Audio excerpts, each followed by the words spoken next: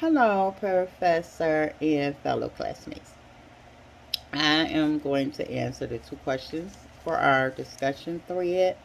Um, Based on my understanding of a Christian worldview, how would I define psychopathology and the secular view of abnormality? So, based on my understanding of a Christian worldview, how would I define pathology?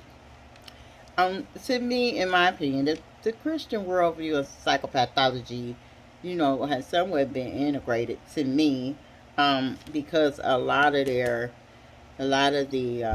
definitions and meanings have a lot of similarities, as opposed to differences. I've over time in learning more and more about Christian worldview, because I'm more of a secular person, I have found quite a bit of similarities when it comes to psychology or psychopathology or psychotherapy, all of that, in the Christian world view or biblical perspective. Um, I would say that it's been integrated in their meanings. Um, Tan, I'm getting this information from Cyan Yan Tan, 2011.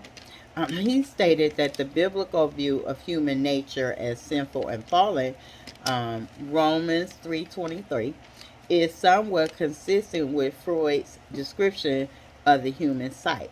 Um, in which Floyd's human psyche is that a person must struggle with basic aggressive and sexual um, instincts of the id, also trying to be a perfectionist and sort of demands of perfection. The same way it goes to me with like being a Christian and know that you have to follow certain live a certain way, to be blessed by God and good in God's eyes.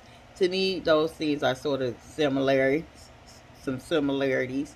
Um, 10 2011 also states that one contemporary development in clinical practice is the integration of religion or spirituality in psychotherapy, and that's from 10 2011. For the second question, the secular view of abnormality. Um, Abnormality means when something is in a state of being abnormal.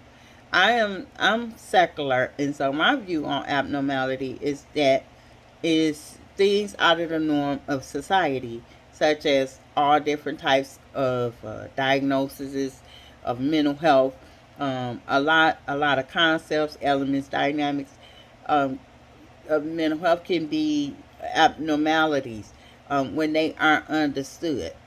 Like to me, when something is first um, discovered, a lot of times it's an abnormality because it's not very well understood until it's researched and studied and studied and studied and becomes more and more into the norm of society or more and more of a norm.